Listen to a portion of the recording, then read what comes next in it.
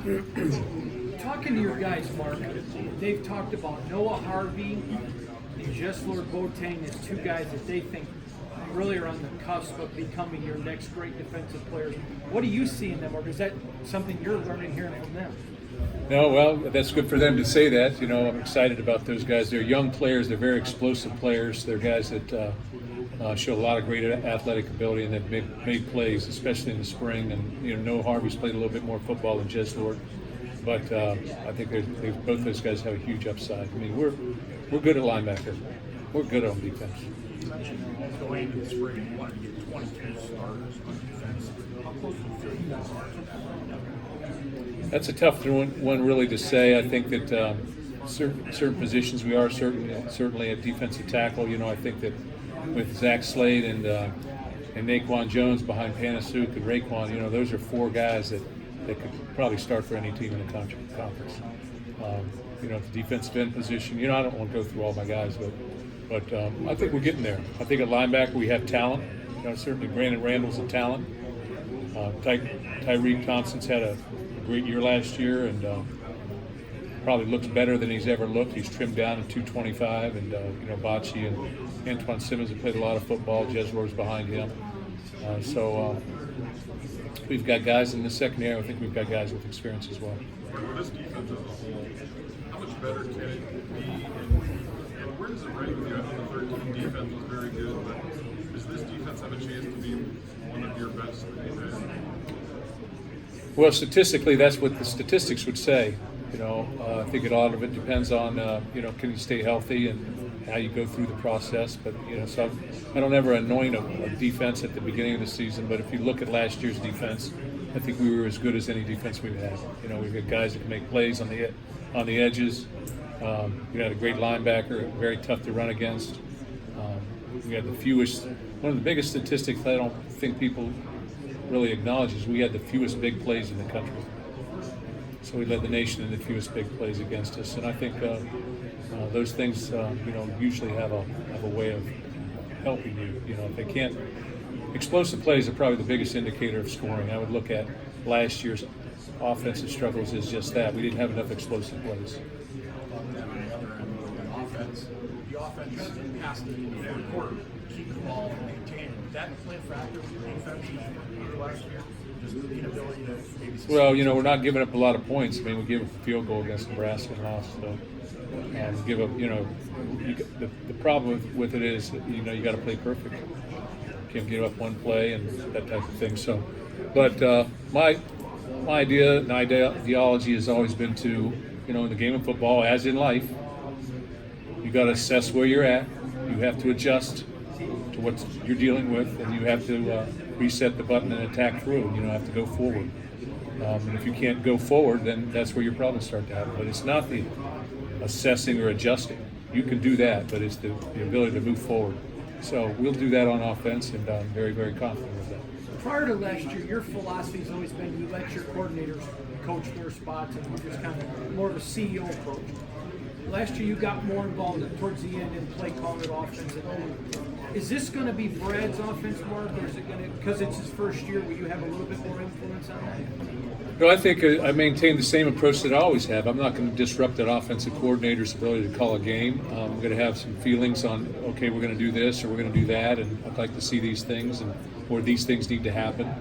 And I'm going to bring things that I've seen from a defensive standpoint that are difficult to defend into that. But again, you go back and you say, how do you get good at anything? You have to repeat things. You have repetition, I think, is the key to execution all the time. So you've got to rep things. You just can't say, hey, run that play. And it doesn't work like that. There's got to be a foundation there. Our offensive coaches have done a great job, I think, revamping our system and philosophy. And now we have to put that into more of a week-to-week, game-to-game type situation. But there's got to be productivity. I don't think there's any question about that. I understand that. But I never called the plays, never, other than occasional trick.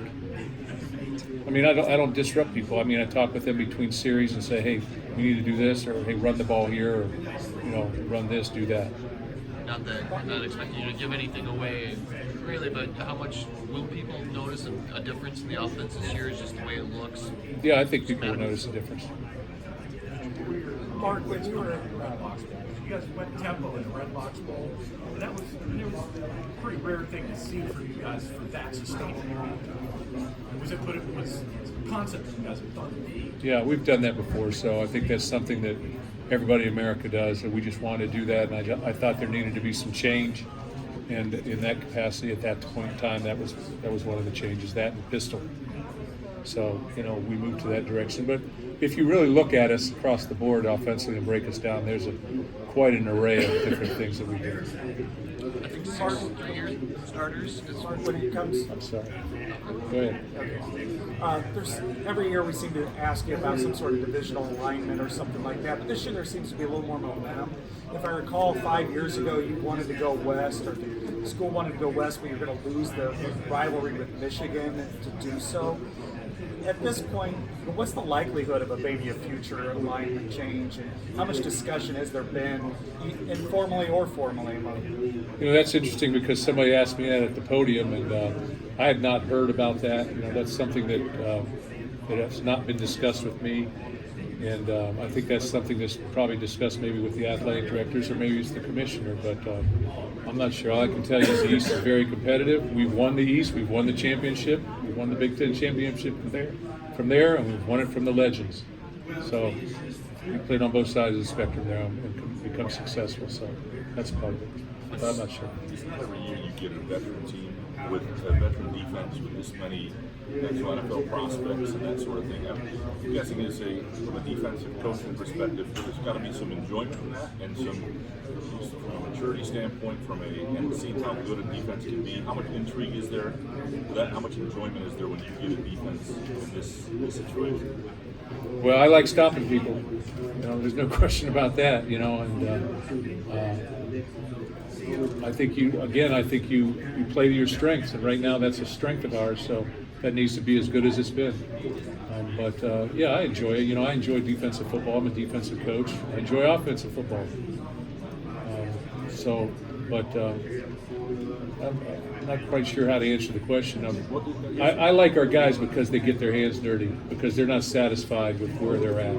Because Joe Bocci comes in here, he's not satisfied where he's at. He's up trying to find a place to lift this morning.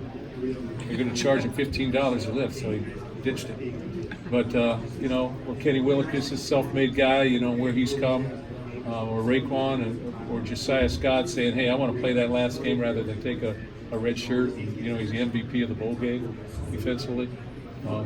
We've got guys that have an intense amount of pride in the work that they do. Not so much in the job that they do, but in the work that they do.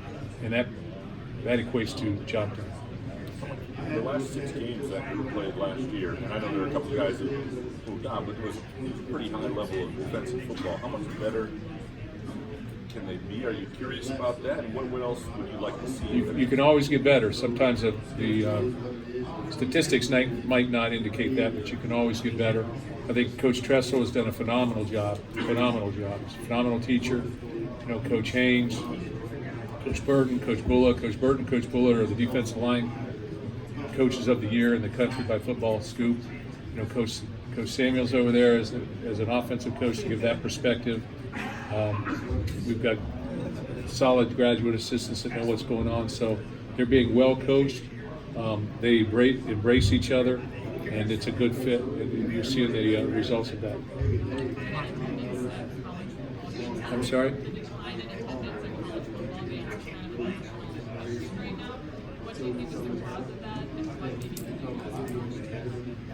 Yeah, we had a game day atmosphere meeting this past week, to try and change some different things, and our administration is looking at all the different things along with our help to try and do that. But, I think, without being negative, I don't want to be negative, but I think apathy exists in America, and patience exists in America, impatience. So, you come to games and you get a little bit tired and you got to push through. So Spartan Nation will push through. But I think there's a trend there, but I think you see that trend in high school. when you go to high schools, and a lot of you guys go to high school football games, you see that trend there existing there from what used to be. And maybe it's that there's so many other sports, or there's so many other things to do, or they can watch it on social media, or they can watch it from afar, or whatever. I don't really know the reasons for it, but I just know it exists in society, I think. It's normal for coaches to take trips to maybe learn schematics that other schools did, but you grabbed Bill Beekman and some of the staff, the athletics department staff, to take a look at Clemson and their facilities. A couple of recruits have said to me on the radio that you've mentioned them, possible new football facilities. Would you talk about that trip and about the $70 million expansion of the football program? Yeah, I think that first of all, I wanted to go down and see Morton Anderson, first of all. But then on the way back, stopped to watch the Greenville Drive and minor league baseball team play, which Craig Brown's the president of that. And then I took our guys over, Alan Haller and Chuck Sleeper and Bill Beekman over to Clemson, because I had been down there before and I saw the results of their program. I think what Clemson did was they were right where we were in the playoffs, and maybe didn't make it, or whatever. And then they capitalized on that, and they went further. They changed the game from there, and they built a brand new facility. And I think those are the type of things that probably need to happen in Michigan State at some point. When you look around this room there, everybody's operating in new facilities with new expansions. So at some point in time, we're going to have to move on that. I would prefer it to be now, but that's not up to me. But I do think that there is a grassroots movement, not within the athletic administration, but among others at the university, that indicate that there's a push for that. But that's not for me to announce or anything like that. I think I'm just trying to be a guy that says, hey, yeah, somebody says, hey, you want a new facility? I'll say, I'm down with that. Let's go. So that's where I'm at, and I want to try to do all I can to make and keep Michigan State in a place of where they are a have and not a have-not. Like you mentioned, having defensive guys that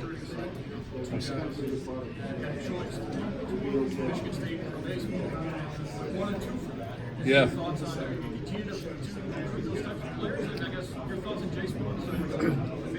Yeah, we had two guys decide that were drafted Major League Baseball. To me, that tells you you're recruiting good athletes that are not just football players, they're athletes in general. Adam Burkhorst decided to make the college trip. Jace Bowen decided to go play for the Pirates. I can't speak to that. All I can speak to is that both guys gave us opportunities to sit down and talk with them, and talk with Jake Boss, our baseball coach.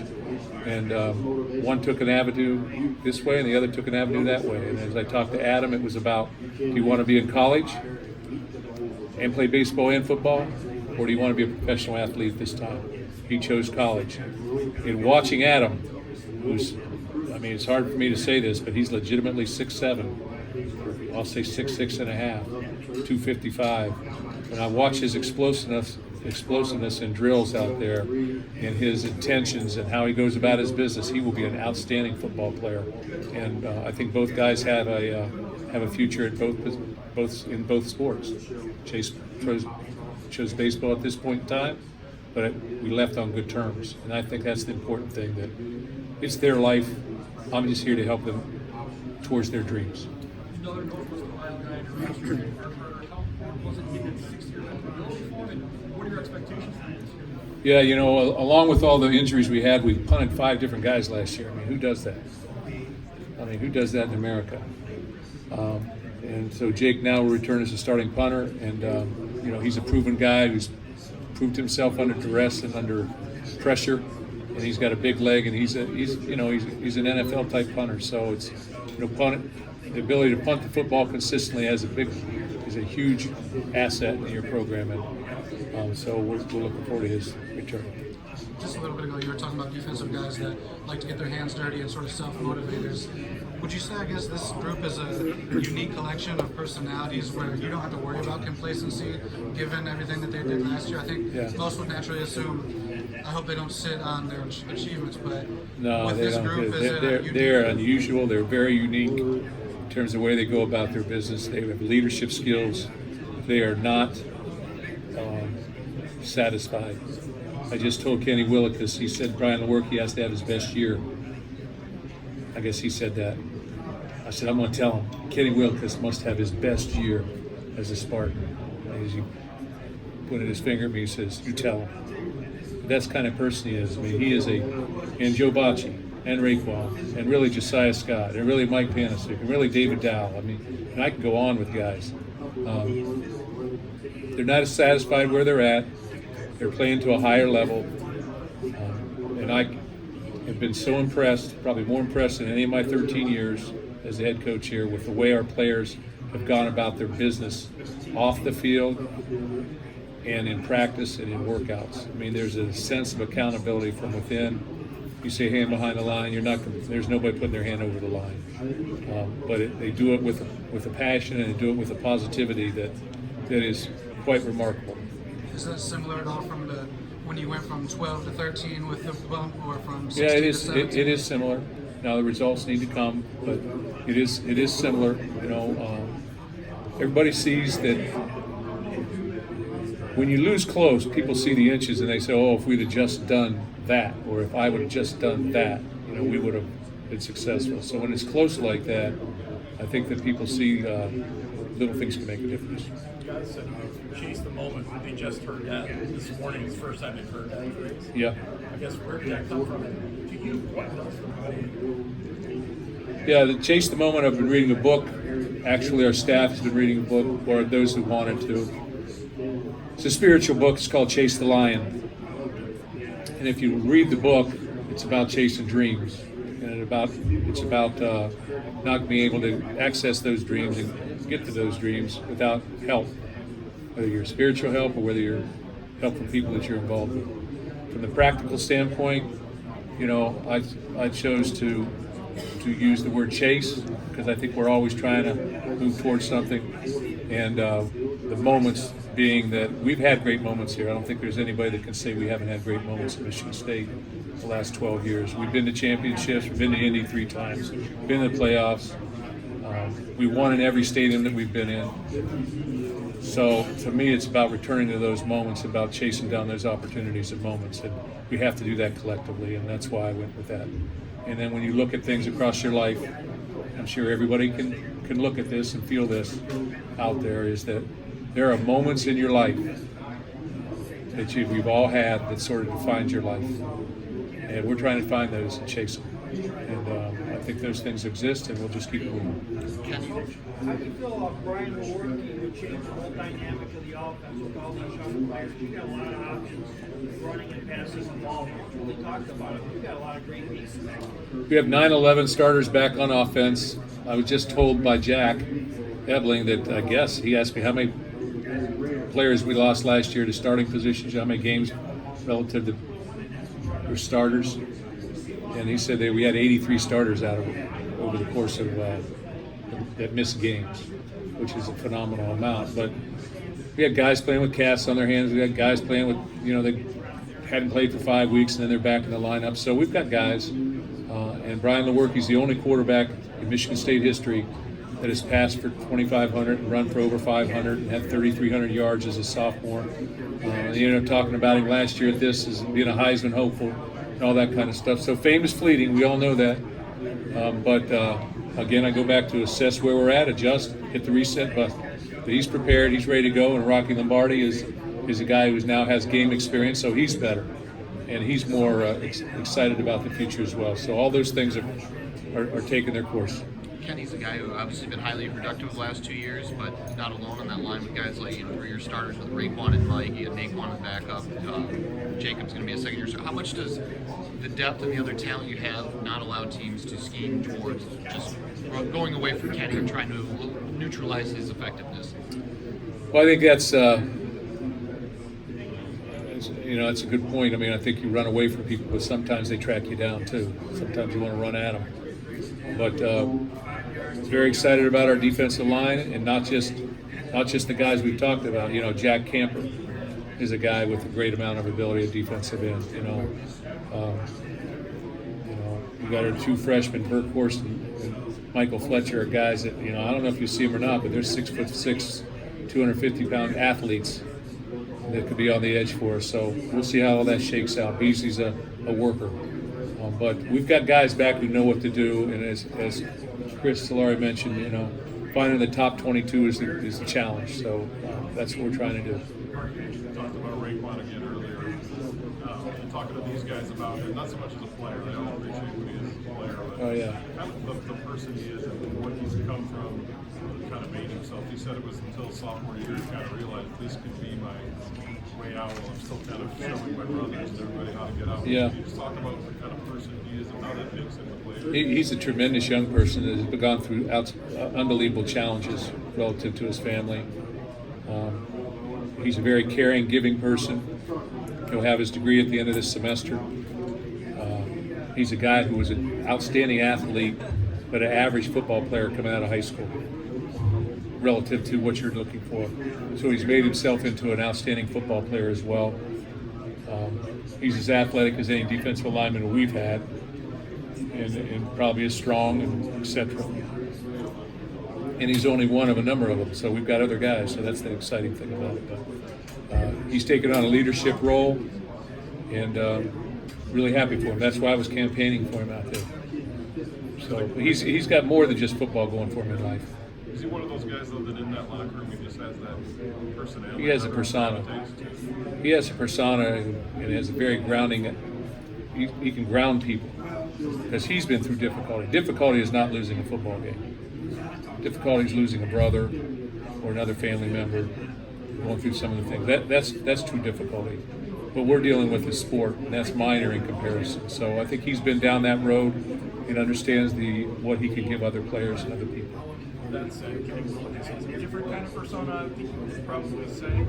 Yeah, Kenny's a little different, but aren't we all? Okay, so Kenny's a guy that came here as an outside backer or inside backer and transitioned to scout team as an H-move guy and put him at defensive end. He rushed the passer and eventually found his way onto the field in 2016 and became a force in 2017. And now here he is, preseason All-American. So he's gone from 215 pounds to about 260 and still has the same aggression in it. And he's again. These guys they don't settle. Doesn't mean we will win, but it means that we have opportunities to get better. They won't settle. How does the son of a surgeon become such a kind of a wild child on the field? I don't know. That's a good question. He says his brother might be more athletic, but don't tell His him. brother looks pretty good. Yeah. I hadn't played football for 2 years, but he looks pretty good athletically moving around in drills. How did you go through that process for a guy who's been away from the game? Did you see it all? Kenny told me he's just like me. I said, well, we're going to take a look at that guy. Mark, with Jaden Reed, the transfer receiver, could you get any more further into this? How that process worked? Yeah, I think that how it worked. He reached out to us. He went into the portal, and then with that, we were able to call him, and then he came on a visit and made his decision to come. Came on a visit. I think he might have gone one other place too, but then he made his decision to come to Michigan State. And Is he going to apply to be immediately eligible, or is he going to? yeah, we've applied, but I don't think it's going to happen because of transfer things. It's unfortunate that there's so much inconsistency in that area. Very unfortunate. Yeah. Paid a couple of years of pay. Previously, coming out of high school, we had knowledge of who he was, but he was sort of a late bloomer a little bit. What's it like? Have you ever added a guy, a freshman All-American transfer, like at that level where I know he's going to sit out a year, but to bring in that caliber of player and that's already accomplished that? Well, I think we've had very few transfers at Michigan State. Keith Nickel reminds me of a guy that's transferred, that was a tremendous athlete and had a big impact on our program. But not many. We haven't had many. That said, you guys didn't have much attrition. No. No, this has been a very positive year.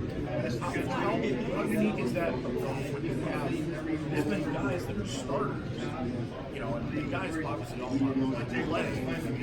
That's pretty good. Well, that's where I go back and I talk about our football team's attitude in terms of care for each other. I mean, there is a tremendous attitude from the within that has grown and just keeps growing.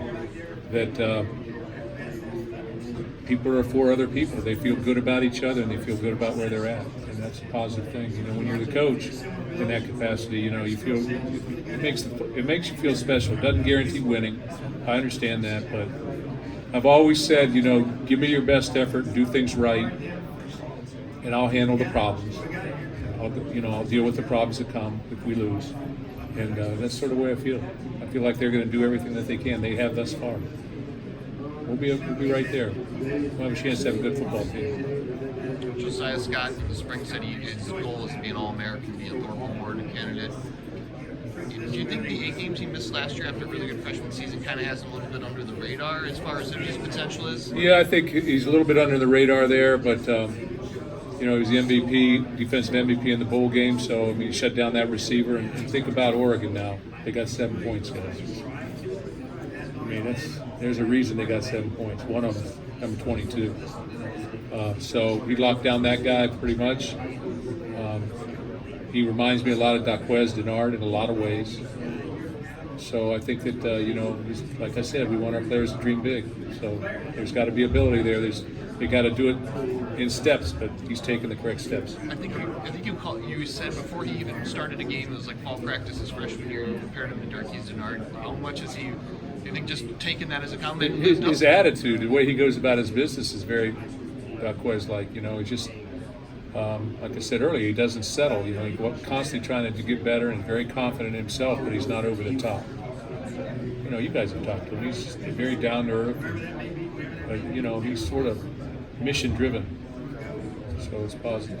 You have 4 guys, Raekwon, Kenny, Joe, and Josiah, that could all went to the, all have NFL aspirations and everything else. But their character is as great as their football ability. That's rare to have. Would you talk about the character of those guys? Yeah, it goes back to what I was talking about before. It's not all about themselves. They're get their hands dirty guys. They want to complete what they've started. Much of them, you know, I always talk about completing your circles, you know. That would be Raekwon. That would be Joe Bocci with his degree because he's a 4-year player. That would be Kenny Willekes, Josiah Scott, you know, even Mike Panasuk, David Dow. All those guys had options. I guess Josiah Scott couldn't have gone just 2 years in, but David could have. And there's a message there that they decide to stay. And with that being said, you know, there's messages that have been the same offensively. You know, whether it was Connor Cook, you know, those guys on that at that point in time.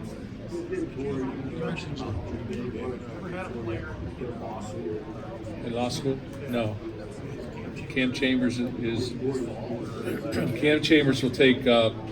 He's in the law degree program, and he's on the cusp of being in law school. But he's graduated. He'll take all. What would you call that? Graduate law courses. Yeah.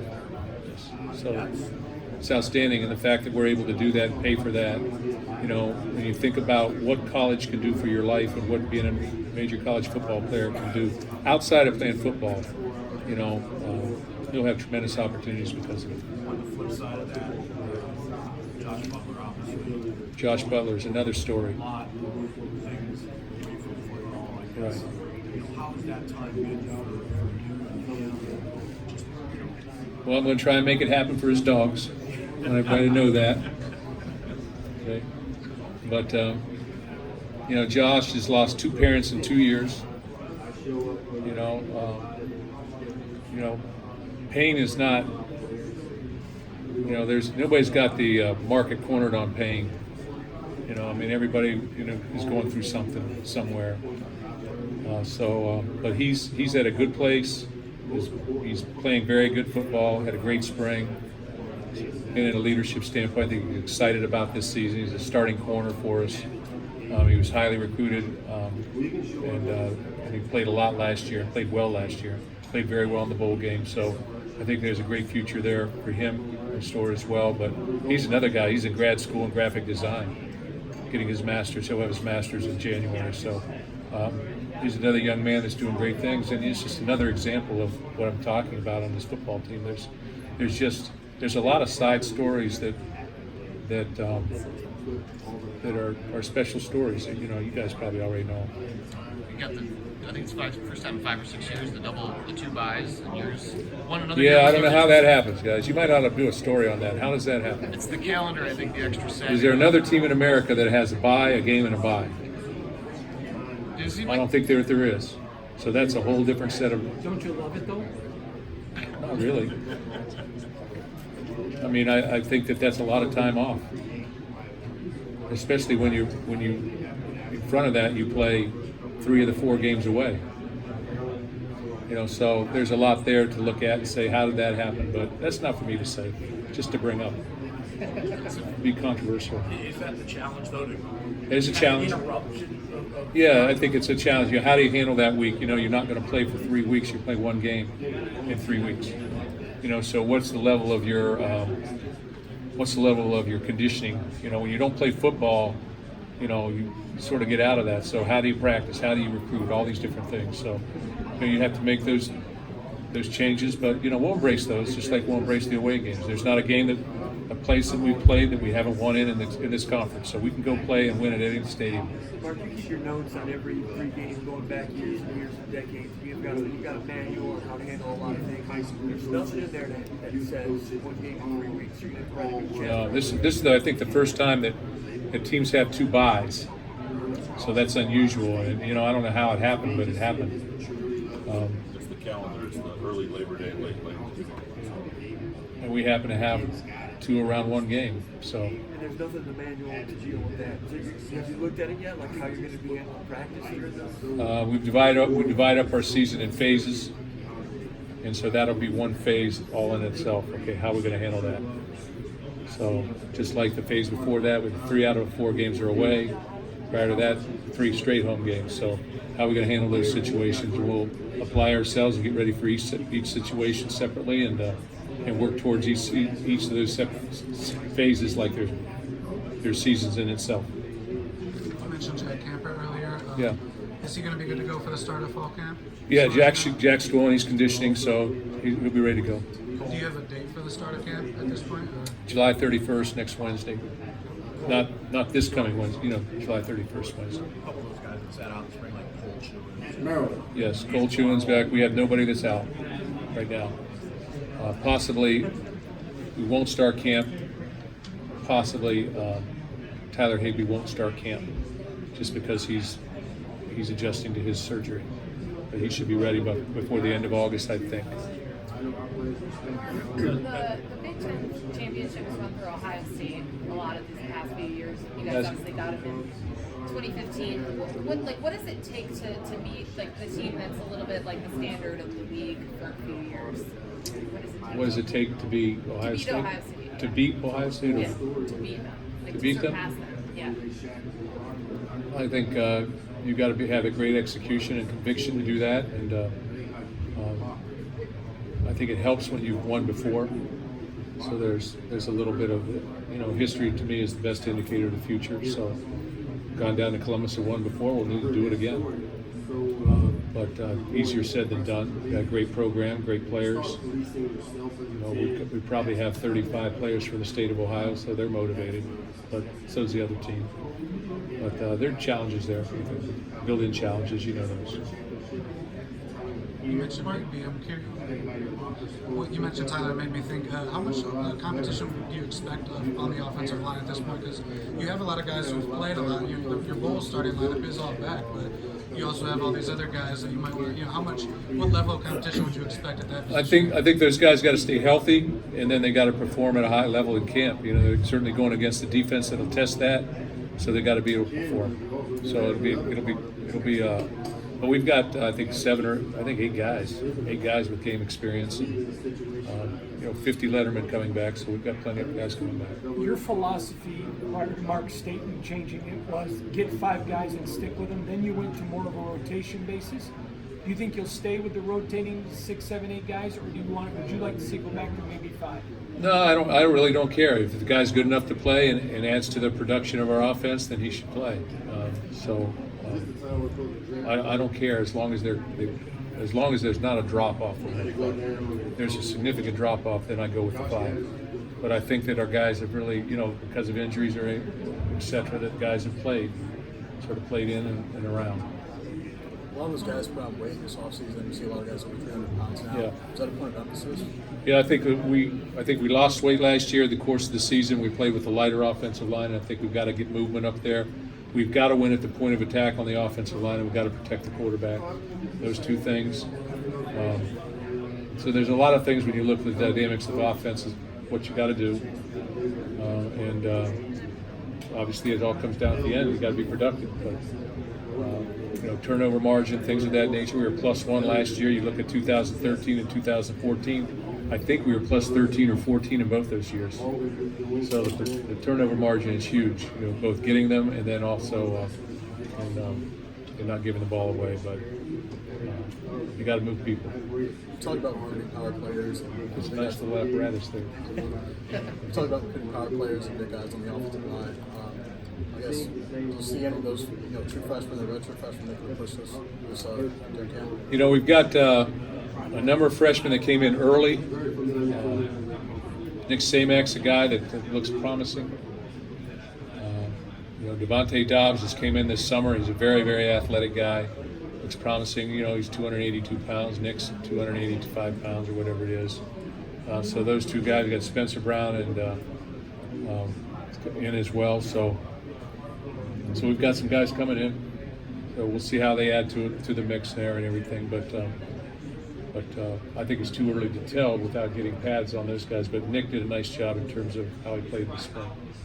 Have you viewed the parity of the league in the 15 years that you've been in? Do you sense any more or any less parity this year? A lot of parity. I think there's a lot of parity. I think everybody's doing their very best to critique their programs and move their programs forward. I think they do a great job recruiting. It's really almost, when you look at people's rosters, I mean, Maryland has players from Maryland, we have players from Michigan and Ohio. It's sort of like all-star games in a lot of ways. But everybody's doing a good job with it, and when you look across the board, I think everybody can line up and play with everybody. So that'll be a challenge. Mark, when you think back to your first year as a head coach at Cincinnati, what did you miss most about being an assistant coach? Responsibility. That seems to be a common answer to your. No, I think that when I was an assistant coach, you got a little bit closer to the players in your group. When I was a coordinator, to those 35 players.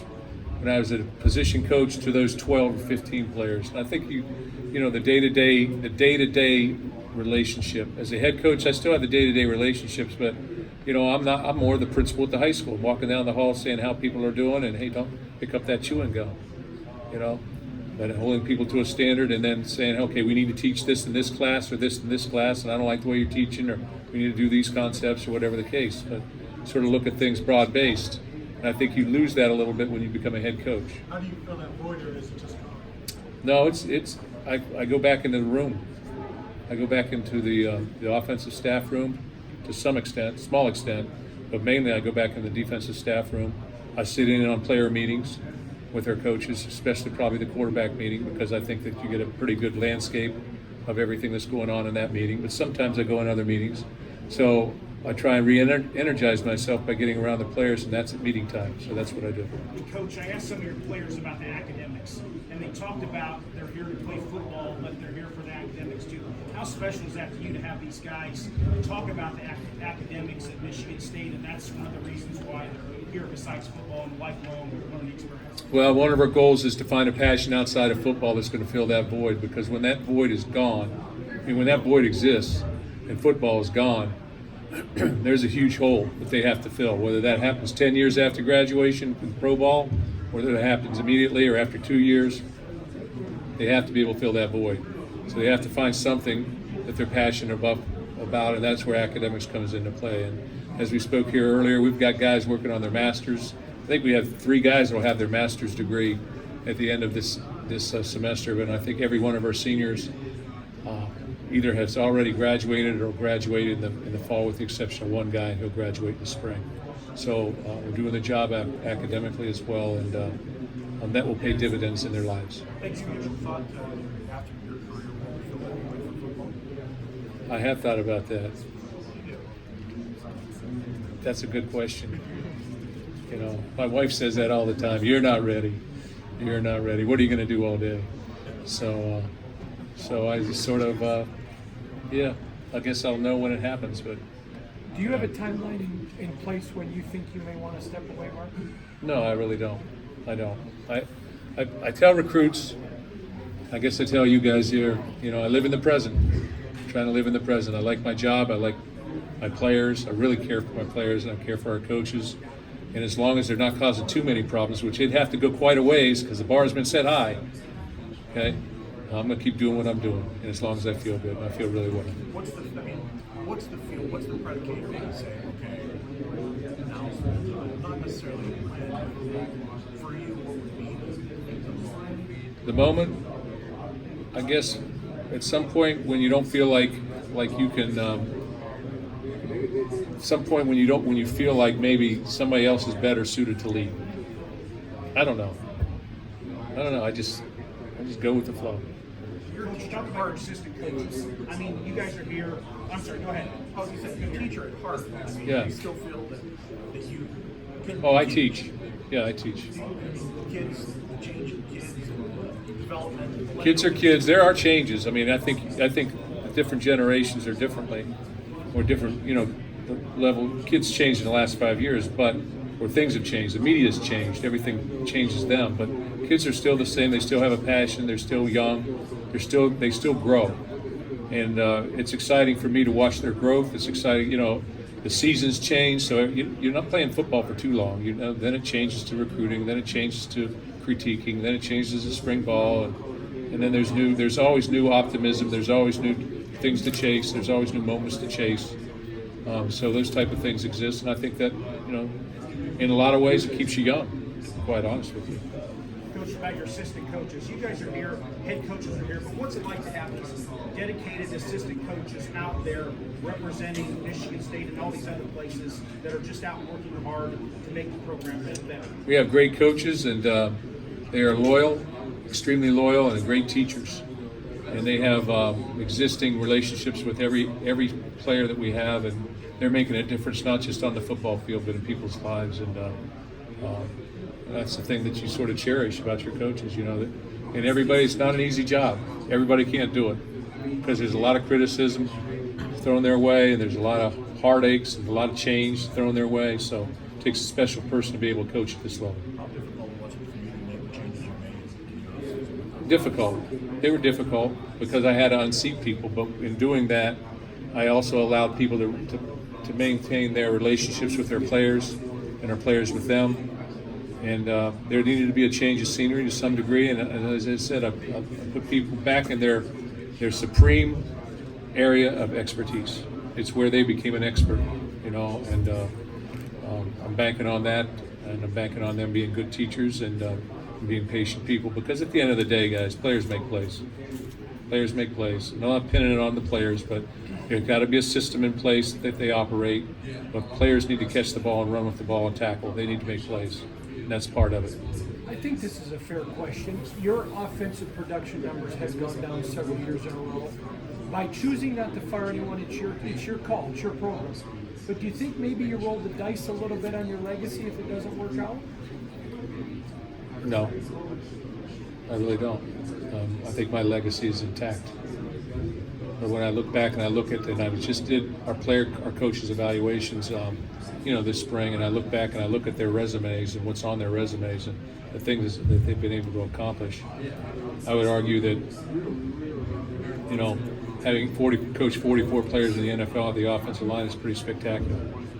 Dave Warner was the offensive coordinator in the most productive offense in the history of Michigan State football. And, I can go on and on. I can go through every single coach. And they've had, extraordinary production and accomplishments. So they're good teachers. There needs to be a little bit of a change or tweak. But in my mind, I'm banking on people's relationships with individuals. I think it's very difficult when you start over and you bring in and you say, okay, hey, we're going to hire a whole new offensive staff. Okay, let's take the next 2 months and do that.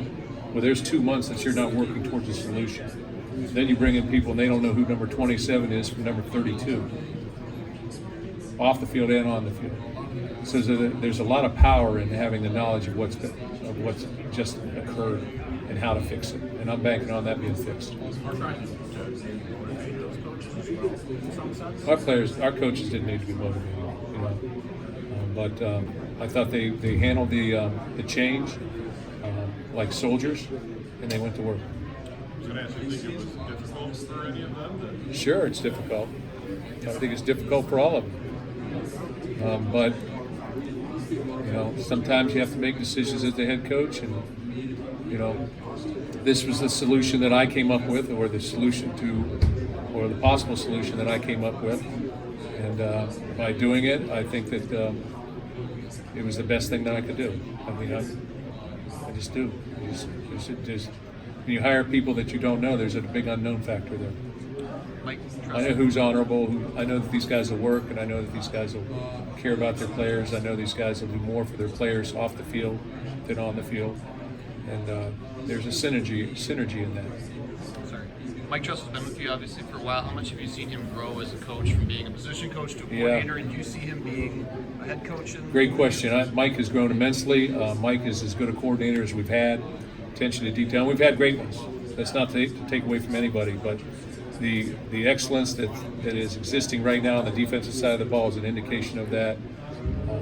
His head coach opportunities will come for him, I would imagine, and I think he's earned those. So hopefully we don't lose him. But I think he has that. He's been an offensive coach in the past.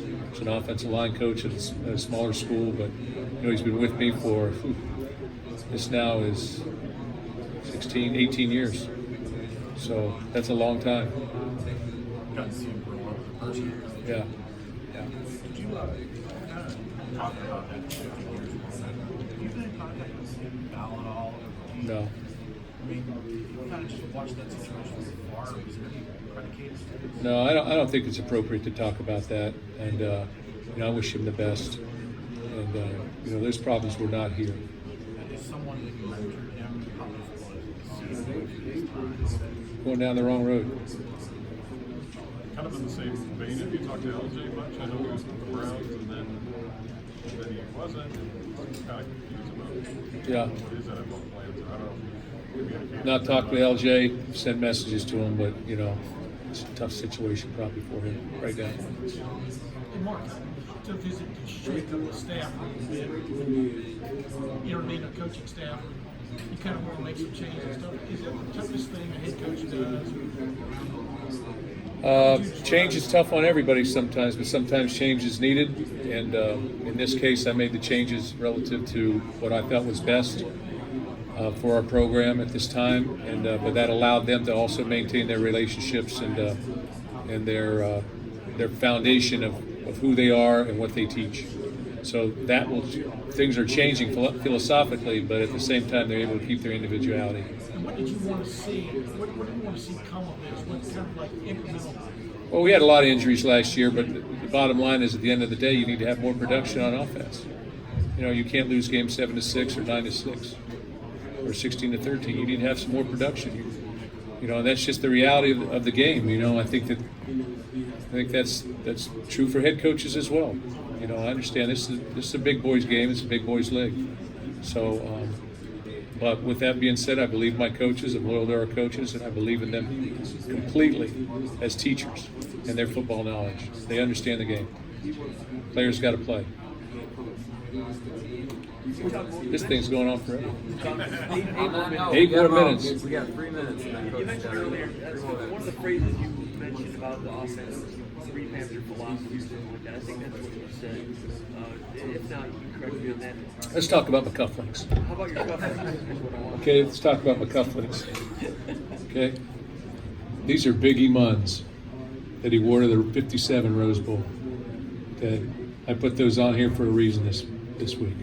Okay, we're headed in that direction. We're headed beyond, whether it's the Rose Bowl or someplace else special, but that's where we're going.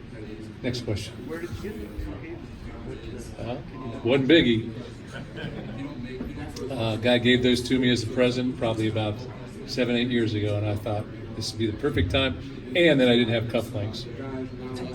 So it'd be the perfect time to break them out. So you're gaining on a plateau that Biggie shares also, right?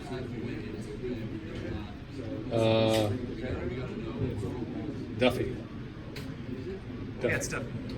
We talked a lot about the 12-13 changeover and similarities. Yeah. You sense kind of a similar veteran feel from this team. Yeah, there's a lot of that. You know, I remember when Blake Treadwell, you know, asserted himself as a leader. You know, in 12, and all of a sudden in 13 he becomes a captain. There's a lot of that. You know, didn't have a quarterback coming out of there. We had quarterback play was suspect in 12, suspect in 18. You know, didn't have, you know, the running back situation was in flux a little bit. You know, so had a lot of wide receiver problems at that point in time. Guys dropping balls. This year was more guys injured. So there's a lot of that. But again, I go back to what I said when we first started this meeting. You know, you need to assess where you're at, adjust, and reset the button and go. And I think our players have done that. And I've been very impressed with how our offense has taken to the challenge. In particular, what did the injury situation as well? That was on the offensive line. You guys had a lot of. Yeah, we had a lot of problems. How did you guys see the injury situation build the depth for that next year? There's nothing like game experience that exists for a young person. You know, you can be extremely talented, but if you don't have game experience, you're lacking something, because there's something to be said to going out there on national TV with 80,000 people or 100,000 people there where things are on the line. I think when you get those opportunities, when young players play, you get those opportunities, and I think that pays dividends. You mentioned nothing. What would it mean to become the winningest coach at Michigan State? What would that mean? For me, it's a accumulation of a lot of work by a lot of people, administratively, assistant coaches, staff, players. They made all the plays. We won games because players make plays. So I hope that everybody takes a moment that has been associated with this program in the last, I guess, 13 years now, takes a moment and steps back and feels a sense of accomplishment. It's not just about me. It never really has been. It's about a group of people working towards a common goal. And it'll be a special moment, I think, because of all the different things that have gone on. You know, whether you reach back and look at the plays that Greg Jones made, or the plays that Brian Hoyer made, or Javon Ringer. You know, there are so many players, Kirk Cousins, you know, and you can go on. You can, William Golston, you know, you can just start throwing names out right and left of all the guys who made plays for us over the course of time and had special times. And that's when I come back to what's the mantra for chase the moments. It's because of just that, you know. Those moments existed in the past. We need to go forward with new ones of our own. Thanks, Coach. Thanks. Mark. Thanks, Mark. Thank you, Mark. Did you have a good summer? No one asked that. Yeah, I'm good. Got my daughter married. Oh, yeah. Congratulations. Congratulations. Yeah, got my daughter married. Exciting.